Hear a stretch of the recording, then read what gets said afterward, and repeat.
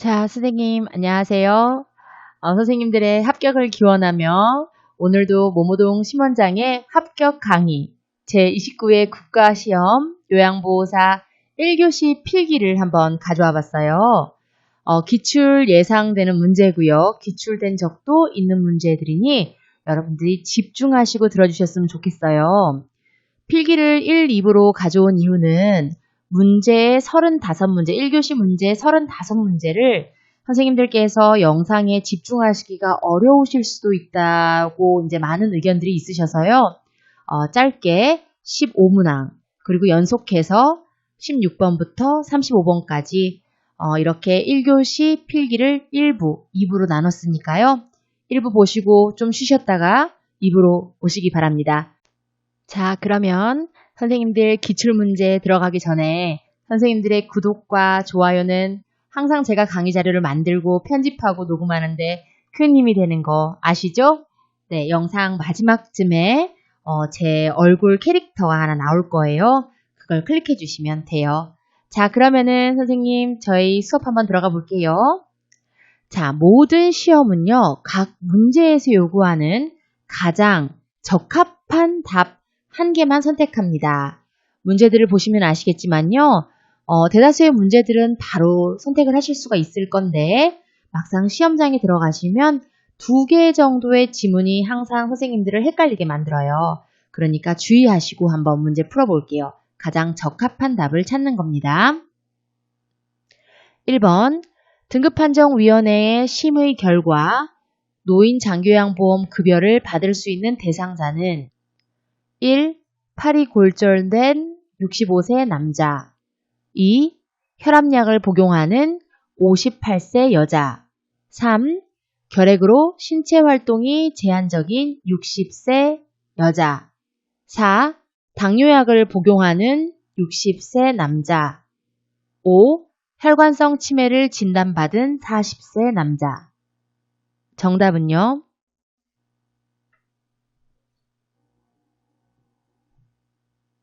네, 정답은 5번. 알츠하이머 치매를 진단받은 40세 남자입니다. 여기서 물어보는 말은 노인 장교양보험 급여를 받을 수 있는 대상자를 찾으라는데요. 여러 번 저와 함께 문제 풀어보셨죠? 중요한 거는 사실상 첫 번째는 나이입니다. 이 어르신들이 이분들이 65세 이상의 노인이시고 거동이 불편해서 일상생활을 혼자 하실 수 있는가 없는가가 제일 중요해요. 그런데 선생님들을 헷갈리게 하기 위해서 어려운 듯이 표현을 하면서 나이를 어린 분들을 넣어놨죠. 나이가 젊다면요. 딱 한 가지 이유밖에 없어요. 젊은 대상자를 포커스로 잡아놨다면 이분들은 무조건 어떻게 해요? 노인성 질병을 가졌어야 돼요. 노인성 질병이란 이렇게 얘기하는 알츠하이머, 혈관성 치매 등 그리고 뇌졸중, 파킨슨 이러한 특정한 노인성 질병을 가지신 분들이 신체 활동까지 제약되었을 때 우리는 노인 장교양보험 급여를 받을 수 있는 확률이 더 높다라는 표현을 하죠. 그럼 시험에서는 일단은 이 노인성 질병을 가지고 나이가 어리다면 노인성 질병을 가지고 계셔야 장교양을 받을 수 있는 대상자에 들어가겠죠. 기억 꼭 하시기 바랍니다. 나이는 젊을 수도 있어요. 하지만 노인성 질병을 가져야 된다는 점 기억하세요. 2번 노인 장교양보험 표준 서비스 중 신체활동 지원 서비스에 해당하는 것은 1. 생활상담 2. 행동변화 대처 3. 구강관리 4. 기본 동작 훈련 5. 신체 기능 훈련 정답은요?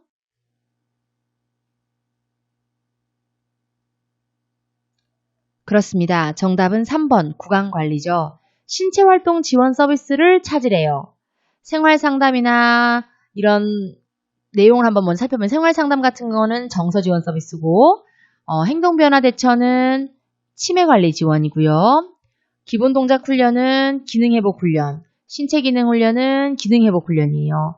여기서 신체활동 지원 서비스는요. 구강관리라든지 이것과 추가해서 설명드릴 거는 세면이라든지 식사도움, 몸단장, 체위 변경 같은 경우는 어르신들의 직접적인 신체 활동과 연관되는 거. 이해가 가시죠? 양치를 시켜드리는 거, 얼굴을 닦아드리는 거, 옷을 갈아입혀드리는 거 이런 것들은요. 신체 활동 지원 서비스에 들어가요. 이 부분도 함께 기억하세요. 3번 대상자의 집에서 방문 요양과 방문 간호를 동일한 시간에 제공했을 때 부득이한 사유를 기록하는 서식지는 1. 업무일지 2. 업무 보고서 3. 장기요양 급여 제공 기록지 4. 상태 기록지 5. 인수인계서 정답은요?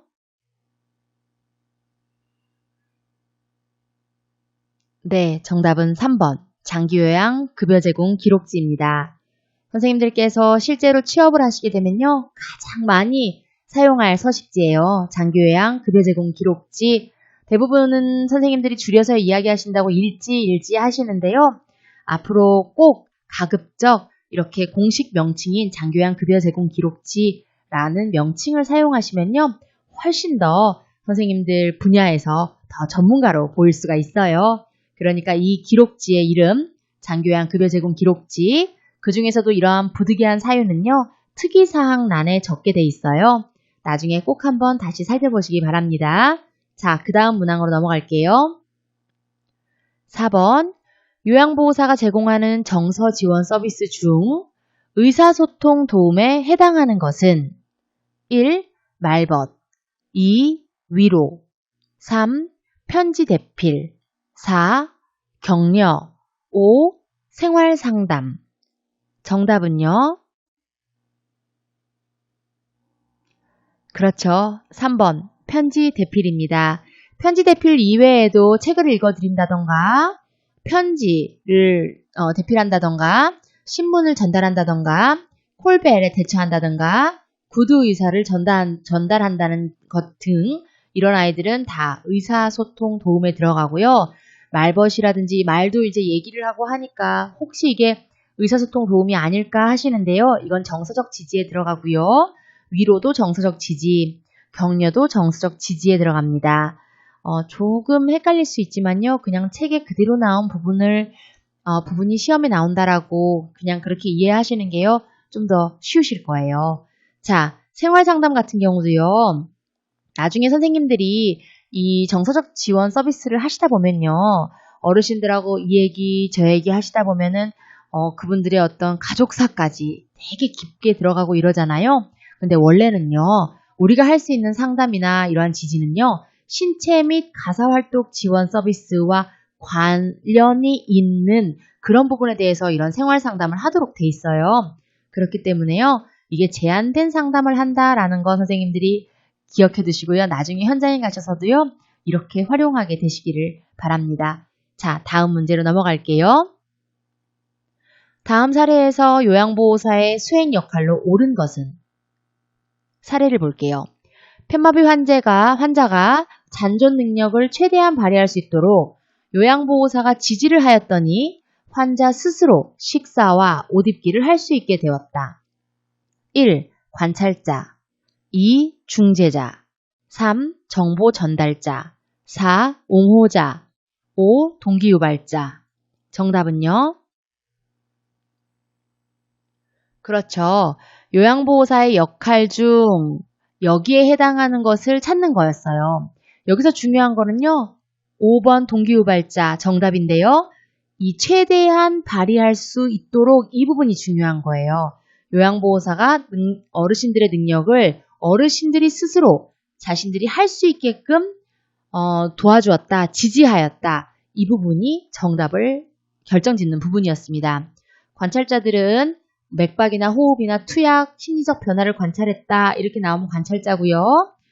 정보 전달자 같은 경우는 시설장이나 의료진 가족에게 정보를 전달했을 때 옹호자는 대상자 입장에서 막 편을 들어줘서 막 소외, 학대, 차별 이런 것들을 안 받을 수 있도록 해주는 게 옹호자들의 역할이에요. 자, 그 다음으로 또 넘어갈게요. 6번 방문요양 서비스를 제공하는 요양보호사의 윤리적 태도로 옳은 것은 1. 요양보호사의 편의를 위해 일회용 제품을 사용한다. 2. 서비스 우선순위를 요양보호사가 주관적으로 결정한다. 3. 대상자의 욕구보다 요양보호사의 편의를 중시한다.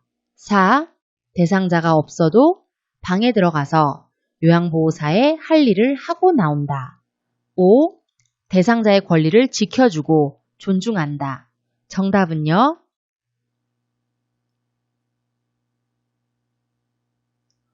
이 문제는 너무 쉬웠죠? 정답은 5번. 대상자의 권리를 지켜주고 존중한답니다. 자, 그러면은 다른 문제들이 왜 아닌지 한번 살펴볼게요. 이 1번 같은 경우는 요양보호사의 편의를 위해 이 부분이 잘못됐어요. 요양보호사의 편의를 위해서 우리가 어떠한 일을 하는 게 아니에요. 그리고 2번 같은 경우는요. 요양보호사가 주관적으로 결정하는 게 아니에요. 대상자의 의견을 항상 여쭤보고 하셔야 됩니다. 3번 같은 경우는요. 역시나 대상자의 욕구보다 요양보호사의 편의를 중시하면 안 되는 거죠. 대상자가 중시가 돼야 돼요. 4번 같은 경우도요. 대상자가 없는데 내가 일은 해야 된다. 대상자가 혹시 어디 잠깐이 아니죠. 내가 일을 해야 될 시간에 뭐 친척 집에 가셨어요. 그러면서 나보고 본인의 방을 청소해 놓고 가라고 이야기를 하세요. 물론 그날 당일은 들키지 않을 수도 있지만요. 대상자가 없는 방에 들어가서 선생님들이 서비스를 하고 RFID를 찍고 나오는 그런 상황은요.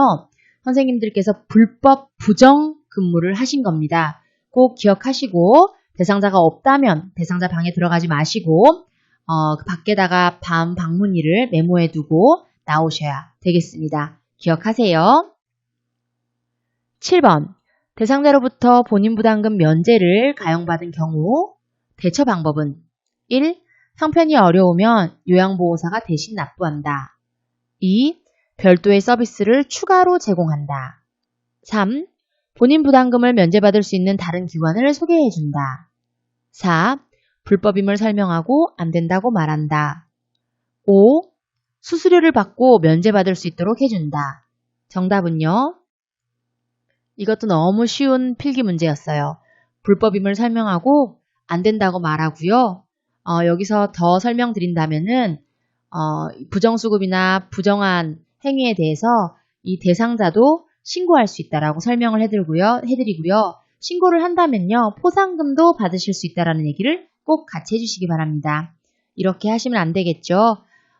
아직도 이렇게 하는 요양보호 선생님, 센터장, 사회복지사, 대상자가 있다면요. 선생님들 주변에서 그냥 넘어가지 마시고요. 정확하게 건강보험공단에 부정한 사례들을 신고해 주시면요. 신고하시는 분들에게 포상금이 있으시니까 선생님들도 잊지 마시고 부정수급이 없도록 우리의 세금이 함부로 낭비되지 않도록 꼭 같이 노력해 주시기 바랍니다. 자, 8번 넘어갈게요. 다음 설명에서 시설생활 노인에게 보장되는 권리로 옳은 것은 자립생활 능력 향상을 위한 프로그램을 제공한다. 상담을 통한 개별화된 서비스를 이행한다. 1. 질 높은 서비스를 받을 권리. 2. 사생활 및 비밀 보장에 대한 권리. 3. 정보 접근과 자기 결정권 행사의 권리. 4. 신체적 제한을 받지 않을 권리. 5. 불평의 표현과 해결을 요구할 권리. 정답은요? 네, 정답은요. 질 높은 서비스를 받을 권리였어요. 시설 생활 노인에게 보장되는 권리라고 해서 굉장히 많은 내용 우리 앞 시간에 배웠었어요. 혹시 이 부분에 대해서 잘 기억이 안 나시는 분들은요. 다시 한번 책으로 넘어가셔가지고 꼭 살펴보시기 바랍니다. 이 시설 생활 노인에게 보장되는 권리는 대략 11개 정도가 있거든요. 기억하실지 모르겠지만 여기 있는 내용과 더불어서 한 6개 정도가 더 있어요. 그래서 꼭 다시 한번 책 천천히 읽어보시기를 권해드릴게요. 자, 그 다음으로 넘어갈게요. 9번, 다음에서 파악되는 노인학대 유형으로 옳은 것은 의도적으로 약을 복용하지 않아 건강이 악화되었다. 물과 식사를 섭취하지 않는다. 1. 유기 2. 자기방임 3. 신체적 학대 4. 방임 5. 재정적 학대 정답은요?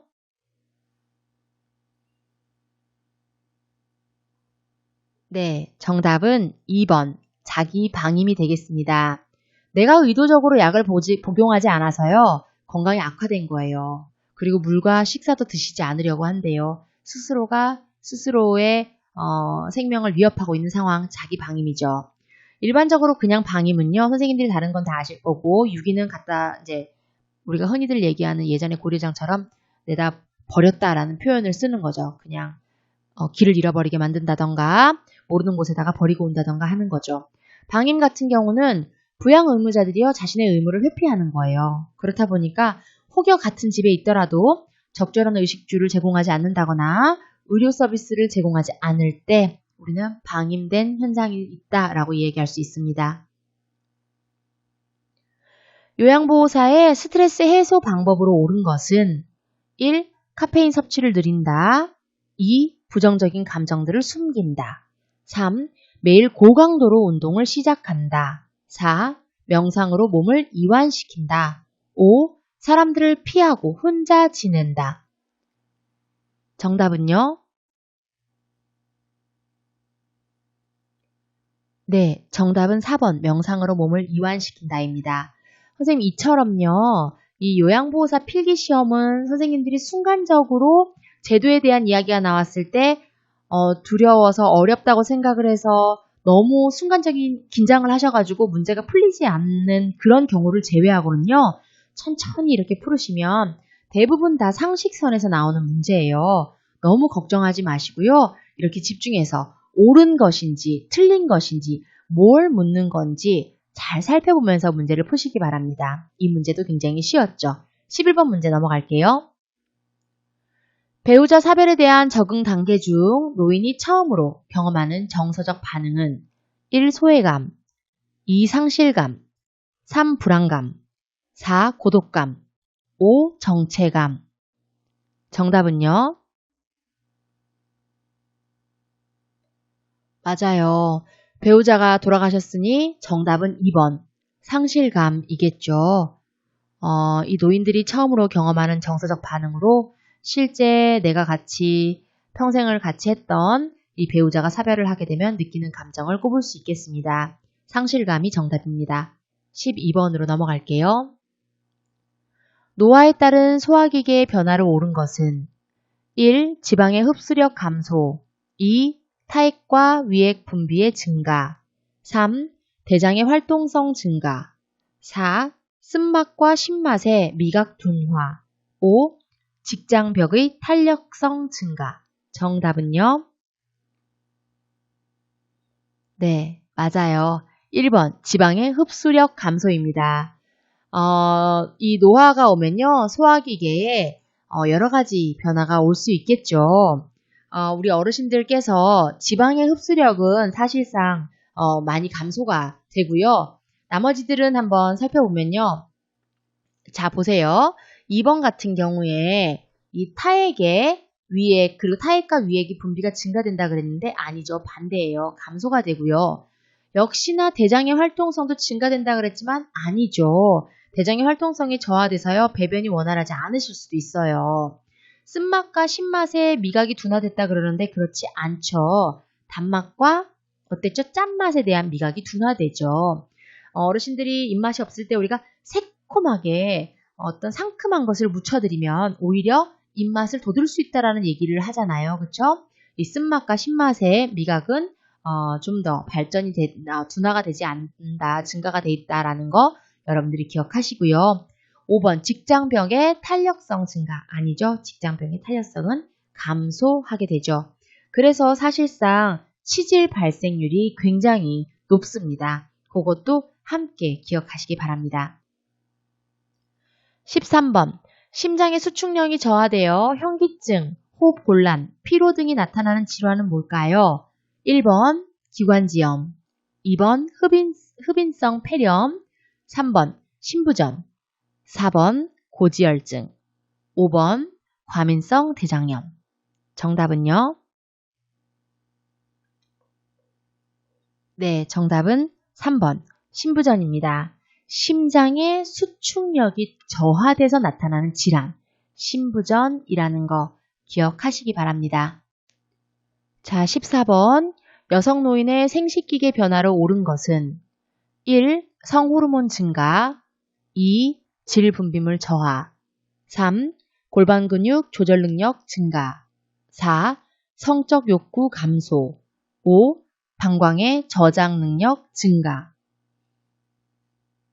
정답은요? 네, 정답은 2번 질 분비물 저하입니다. 생식기계 변화를 살펴보는 건데요. 자, 보시면은 1번 성호르몬은 감소합니다. 증가가 아니에요. 골반 근육 조절 능력도요, 감소를 해요. 그래서 요실금이 자주 발생하죠. 그런데 이 성적 욕구는요, 감소했는지 증가했는지 우리가 알 수가 없어요. 호르몬이 감소했다고 해서 성적 욕구도 감소했다고 볼 수는 없거든요. 그렇기 때문에 이 성적 욕구는 개인마다 차이가 있기 때문에, 그리고 남녀에도 차이가 있기 때문에 감소라고 보기는 조금 어렵습니다. 자, 방광의 저장 능력 증가가 아니라 감소예요. 요실금이 발생하기 때문입니다. 자, 저장 능력이 떨어지기 때문에 요실금이 발생하는 거죠. 아시겠죠? 자, 그러면은 그 다음 문제, 마지막 문제 15번으로 넘어갈게요. 공식적인 문제는 35문항까지 있고요. 저는 영상에서 1부, 2부로 나누었기 때문에 15번이 마지막이 되겠습니다. 관상동맥이 동맥 경화로 좁아져 심장 근육에 충분한 산소 공급을 하지 못할 때 발생하는 통증은 1. 두통, 2. 요통, 3. 신경통, 4. 복통, 5. 흉통. 정답은요? 네, 너무 쉬웠어요. 정답은 5번 흉통이었습니다. 자, 그래서 1교시 필기 15번 문제까지 살펴보았습니다. 어떻게 좀 풀만 하셨나요? 16번부터 제가 35번까지는 또 내일 또 함께 준비해 오도록 할게요. 오늘 1부 보시고 한 번 더 이해하시고 그렇게 주무세요. 자, 여러분 구독은 아래 모모동 심원장 동그라미 눌러주시면 되고요. 오늘도 영상 끝까지 봐주셔서 너무너무 감사합니다. 내일도 또 1교시 필기 2부 준비해서 오도록 하겠습니다. 수고하셨습니다.